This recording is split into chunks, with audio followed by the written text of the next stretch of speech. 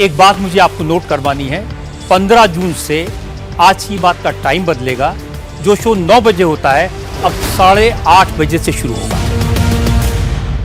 इस वक्त की बड़ी खबर आपको बता दें, बिहार में बीपीएससी की परीक्षाओं में पेपर लीक पर बहुत बड़ा खुलासा हुआ है। अप्रैल में हुई इन 3 परीक्षाओं में पेपर लीक माफिया ने बायोमेट्रिक कंपनी से ही सेटिंग कर ली थी।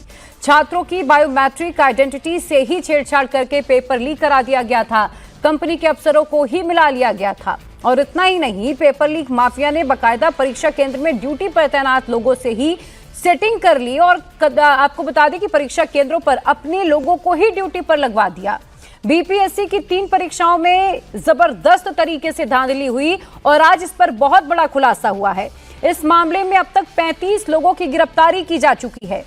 ये बड़ी खबर आपको बता दें, जहां बीपीएससी की परीक्षाओं में सामने आए क्वेश्चन पेपर लीक मामले में ईओयू ने बड़ी कार्रवाई की है।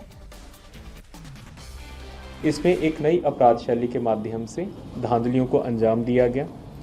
इसमें जो बायोमेट्रिक कंपनी जिसके साथ बिहार लोक सेवा आयोग का इकरारनामा हुआ था बायोमेट्रिक वेरिफिकेशन के लिए, और इन दोनों परीक्षाओं में एक ही बायोमेट्रिक कंपनी थी, Messrs Sai educare private limited करके, जो कि जयपुर राजस्थान बेस्ड है। इसके निचले कर्मियों के नहीं बल्कि बहुत ऊपर तक जो इनके ज़िला कोऑर्डिनेटर थे, इनके जो ज़िला सुपरवाइज़र थे, उनकी एक्टिव संलिप्तता से ये जो परीक्षाएं हैं इन दोनों में धांधली हुई। जो एईडीओ परीक्षा के संबंधित केसेस दर्ज हुए हैं 5, ये मुंगेर ज़िला, हाजीपुर ज़िला, बेगूसराय ज़िला, नालंदा ज़िला और नवादा ज़िला से संबंधित हैं।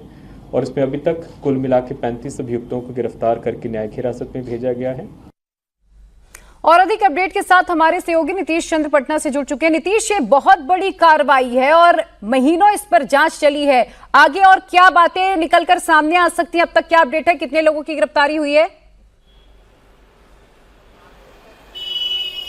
देखिए, 14 अप्रैल से 21 अप्रैल तक ये परीक्षा हुई थी। 935 पदों के लिए वैकेंसी निकली थी सहायक शिक्षा विकास पदाधिकारी की। 11 लाख छात्रों ने फॉर्म भरा था। 3 चरणों में परीक्षा हुई थी, चूंकि परीक्षार्थी काफ़ी ज़्यादा थे और पूरे बिहार में करीब 700 से अधिक सेंटर बनाए गए थे। जब परीक्षा का आयोजन हुआ उसके बाद ही ये प्रशासन को जानकारी मिली कि इसमें गड़बड़ी हुई है। और जब जाँच की गई आगे तो ये पता चला कि इसमें नई तरह की गड़बड़ी आई। इससे पहले की परीक्षाओं में पेपर लीक में जो पैटर्न दिखता था उससे अलग इसमें दिखा ये कि जिस कंपनी को बायोमेट्रिक सत्यापन की जिम्मेदारी दी गई थी उसके कर्मी इसमें इन्वॉल्व थे। राजस्थान की एक कंपनी को जिम्मेदारी दी गई थी और उन्होंने बीपीएससी को जो लिस्ट सौंपी थी अपने कर्मचारियों की कि जो बायोमेट्रिक सत्यापन में शामिल रहेंगे, उनकी जगह दूसरे लोगों को वहां पर परीक्षा केंद्र पर भेज दिया गया जिन्होंने गड़बड़ियां वहां पर की हैं। ये जानकारी उसी समय आई थी जब परीक्षा हुई थी और इस मामले में 35 लोगों को गिरफ्तार भी किया गया था।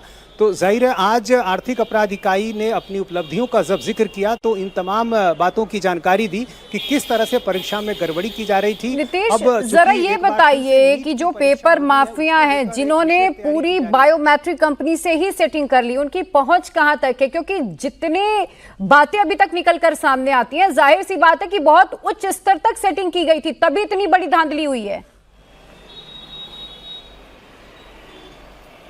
जी हाँ, बिल्कुल। चूंकि जांच जब की गई तो उसमें ये सारे तथ्य आए जिसमें ये पता चला कि जिसको ये बायोमेट्रिक सत्यापन का काम दिया गया था उस कंपनी ने ही धोखाधड़ी की है। और जब उन्होंने अपने कर्मचारियों की जो लिस्ट सौंपी थी बीपीएससी को, उससे बिल्कुल इतर ऐसे लोगों को उसमें रखा और ऐसे लोगों को परीक्षा केंद्र पर भेजा जो धांधली में शामिल थे। तो ऐसे में जब बीपीएससी की भूमिका पर सवाल उठे और इस पूरे मामले की जांच की गई तब ये नया तथ्य सामने आया है। अब इसमें और आगे पड़ताल जारी रहेगी। आर्थिक अपराध इकाई इस पूरे मामले की जांच कर रही है और चूंकि नीट की परीक्षा पुनर्परीक्षा होनी है तो ऐसे में जो इस पूरे जांच के दौरान जो तमाम तथ्य सामने आए, जो जानकारी सामने आई, उसको ध्यान में रखते हुए पूरी तैयारी अब की जा रही है। बिल्कुल नीतीश, बहुत शुक्रिया आपका तमाम जानकारी के लिए। और कड़े एक्शन की जरूरत है क्योंकि छात्र सालों साल तैयारी करते हैं, मेहनत करते हैं और जब धांधली होती है तो वापस से री एग्जाम होते हैं जिससे उनके भविष्य पर भी खतरा मंडरा जाता है।